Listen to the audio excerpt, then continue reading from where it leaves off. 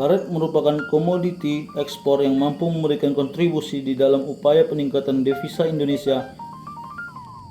Ekspor karet Indonesia selama 20 tahun terakhir terus menunjukkan adanya peningkatan dari 1 juta ton pada tahun 1985 menjadi 1,3 juta ton pada tahun 1995 dan 1,9 juta ton pada tahun 2004. Telah dibuktikan bahwa dalam penggunaan klon untuk unggul atau bibit asal okulasi dapat meningkatkan produksi dibandingkan dengan tanaman asal biji. Informasi dari Balai Penelitian Getas tahun 2005 menunjukkan bahwa tanaman yang berasal dari biji sifatnya sering menyimpang dari asal induknya. Untuk menghindari kelemahan-kelemahan yang terdapat pada perbanyakan generatif, maka perbanyakan vegetatif sangat dianjurkan untuk menghasilkan bibit baru.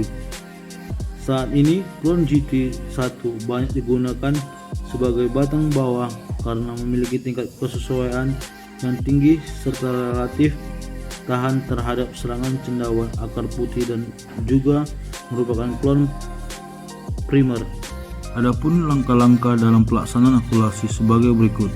1. Persiapan batang atas dan batang bawah. 2. Persiapan bahan dan alat yang digunakan. 3. Pembuatan jendela. Okulasi dengan cara menggores batang bawah dengan irisan vertikal sebanyak 2 buah yang sejajar. Tinggi irisan 5-10 cm dari permukaan tanah. Panjang irisan 5-7 cm. Lebar irisan lilitan batang. 4. Pembuatan perisau mata okulasi dengan cara memilih mata enteres yang baik yang berada di bawah ketiak daun. Kemudian lakukan pengirisan mata enteres dengan ukuran lebar 1 cm dan panjang 5-7 cm. Penyayatan perisai mata okulasi dilakukan dengan mengikut sertakan sedikit bagian kayu. Dan ciri-ciri klon GT: 1. Bentuk bulat, perut segitiga. 2. Ukuran kecil. 3. Warna putih kecoklatan. 4. Warna mozaik coklat tua. Persiapan tanaman dan tanam.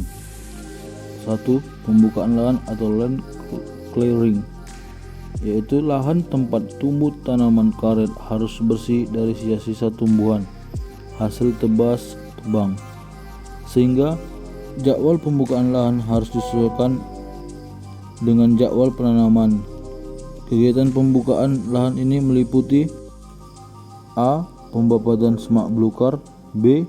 Penebangan pohon. C. Perencanaan dan pemangkasan. D. Dongkelan akar kayu. E. Penumpukan dan pembersihan. Seiring dengan pembukaan lahan ini dilakukan penataan lahan dan persiapan lahan penanaman. Dalam persiapkan lahan pertanaman karet juga diperlakukan pelaksanaan berbagai kegiatan yang secara sistematis dapat menjamin kualitas lahan yang sesuai dengan persyaratan. 1. Pemberantasan alang-alang dan gulma lain. Pada lahan yang telah selesai tebas-tebang dan lahan lain yang punya vegetasi alang-alang, dilakukan pemberantasan alang-alang dengan menggunakan bahan kimia antara lain Roundup, Scout, Pon atau Dalapon. Kegiatan ini kemudian diikuti dengan pemberantasan gulma lainnya baik secara kimia maupun secara mekanis. Pengolahan tanah dengan tujuan efisien biaya. Pengolahan lahan untuk pertanaman karet dapat dilaksanakan dengan sistem minimum tillage, yaitu dengan membuat larikan antara barisan 1 meter dengan cara mencangkul selebar 20 cm. Namun demikian, pengolahan tanah secara mekanis untuk lahan tertentu dapat dipertimbangkan dengan tepat, tetap menjaga kelestarian dan kesuburan tanah. 3. Pembuatan teras atau petakan dan benteng atau piket. Pada area lahan yang memiliki kemiringan lebih dari 5 derajat diperlukan pembuatan teras atau petakan dengan sistem kontur dan kemiringan kedalaman sekitar 150. Hal ini dimaksudkan untuk menghambat kemungkinan terjadi erosi oleh air hujan. Lebar teras berkisar antara 1,25 sampai 1,50 cm. tergantung pada derajat kemiringan lahan. Untuk setiap 6-10 pohon atau tergantung dengan derajat kemiringan tanah, dibuat benteng atau piket dengan tujuan mencegah erosi pada permukaan petakan. 5. Pengajiran. Pada dasarnya, pemancangan ajir adalah untuk menerai tempat lubang tanaman dengan ketentuan jarak tanaman sebagai berikut,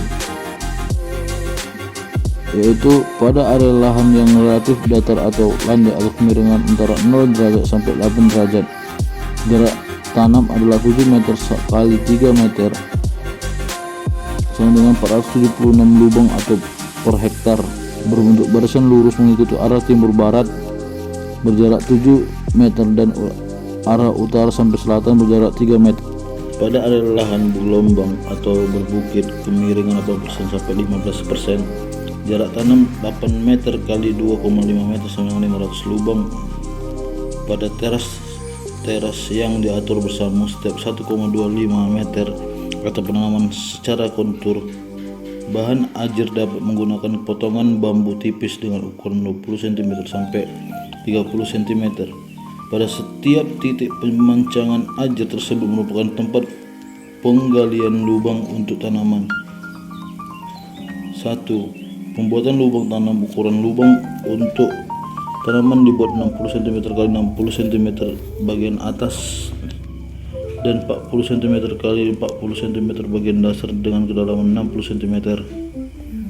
Pada waktu melubang, tanah bagian atas topsoil diletakkan di sebelah kiri dan tanah bagian bawah subsoil letakkan di sebelah kanan.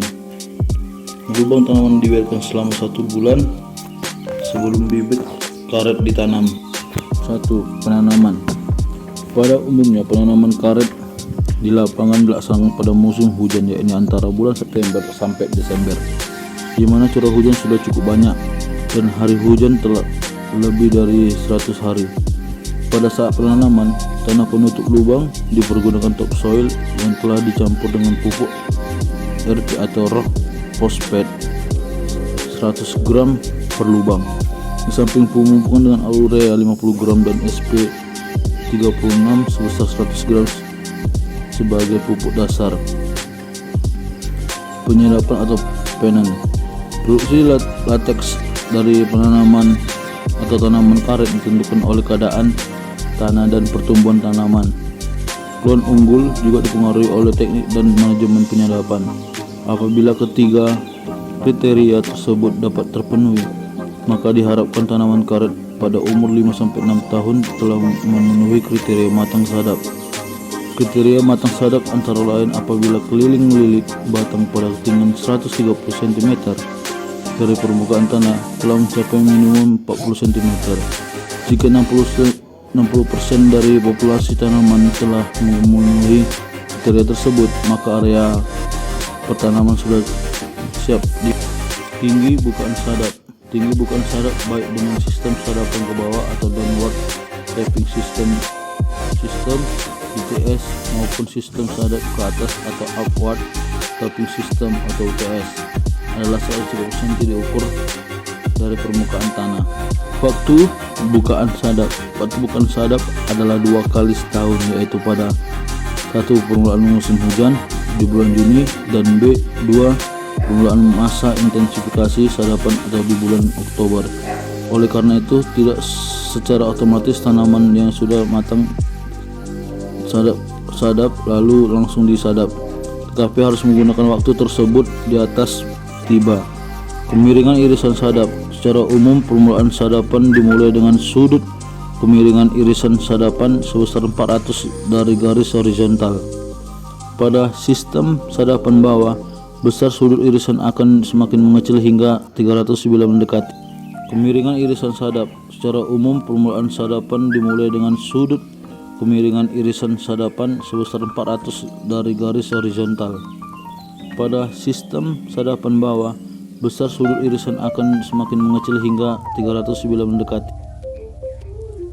Peralihan tanaman dari TMB ke TM.